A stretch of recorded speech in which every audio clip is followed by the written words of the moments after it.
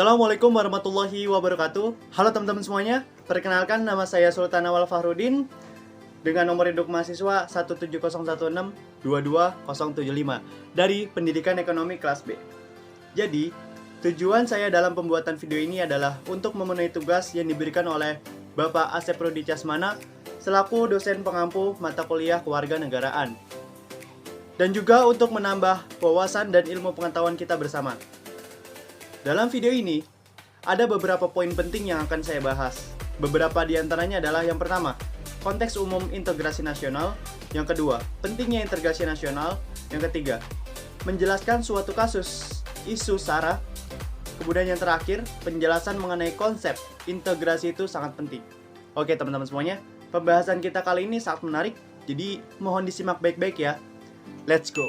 Baik, pada poin pertama yaitu mengenai konteks umum integrasi nasional. Integrasi nasional adalah upaya menyatukan seluruh unsur yang ada pada suatu bangsa dengan pemerintah dan wilayahnya. Mengintegrasikan ini berarti membuat dan menyempurnakan. Caranya adalah dengan menyatukan unsur-unsur yang awalnya terpisah-pisah. Kemudian ada pengertian menurut para ahli yaitu menurut Howard Wings.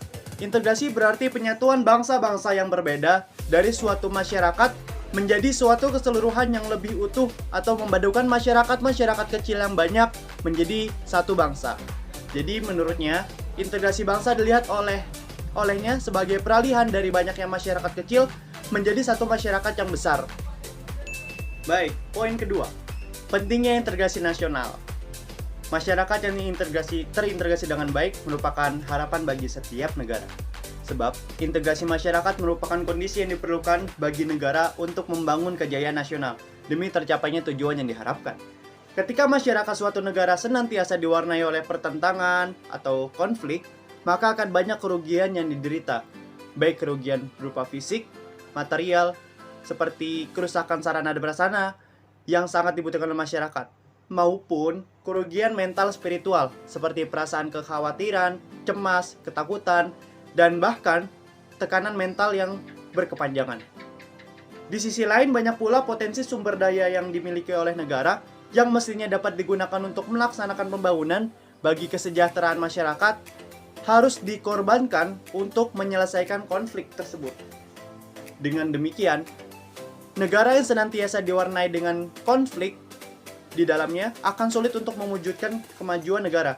Seperti di Indonesia, terdapat banyak perbedaan-perbedaan yang ada di dalam masyarakatnya, seperti perbedaan suku, perbedaan agama, perbedaan budaya, dan perbedaan kepentingan.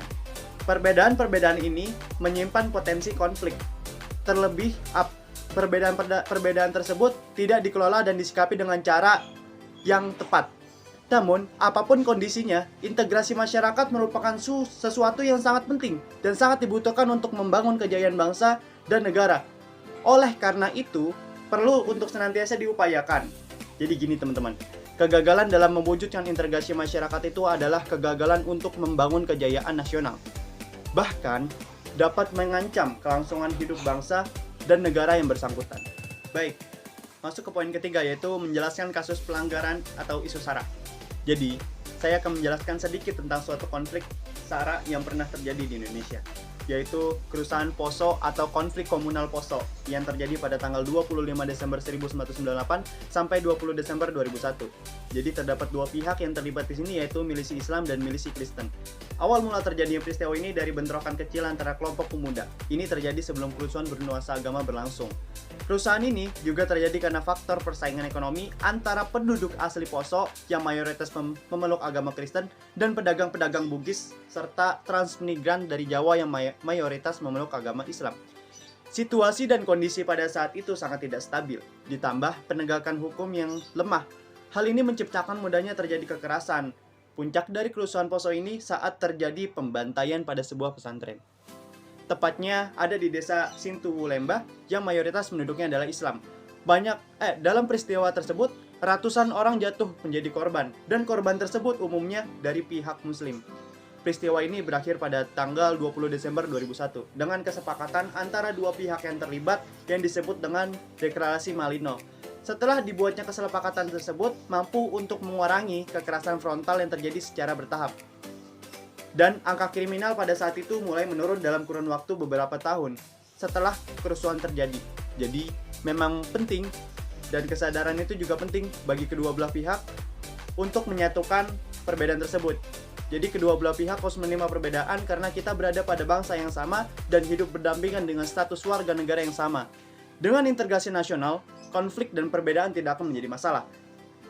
Justru, ini adalah kekayaan yang dimiliki oleh Indonesia, dan kita patut bangga atas itu. Baik, yang terakhir, sebagai orang Indonesia, kita sering membanggakan betapa beragamnya negeri ini. Itulah juga kenapa kita harus menjaga kerukunan, biar keragaman ini nggak bikin kita jadi terpecah belah. Sampai-sampai banyak yang larang untuk kita membahas SARA. Tidak hanya di Indonesia, di seluruh dunia pun banyak konflik yang muncul berkaitan dengan hal ini. Di Indonesia sering muncul juga bibit-bibit perpecahan. Kita harus mengerti perbedaan dalam masyarakat itu adalah hal yang wajar. Jadi, nggak ada salahnya untuk kita saling memahami satu sama lain. Cara yang paling gampang adalah pelajari kelompok yang berbeda dari kita dengan ngobrol atau membaca dari web. Asalkan sumbernya terpercaya dan nggak ngompor-ngomporin. Dengan begini, kita akan mengerti jalan pikir mereka dan sadar bahwa kalau semua perbedaan yang kita punya emang nggak bisa dipungkiri. Dan toleran sangat dibutuhin buat bisa menerima perbedaan lebih lapang dada. Baik, cukup sekian yang dapat saya sampaikan mengenai integrasi nasional. Mohon maaf apabila ada salah kata dan perbuatan. Saya Sultan Al-Farudin. Wassalamualaikum warahmatullahi wabarakatuh.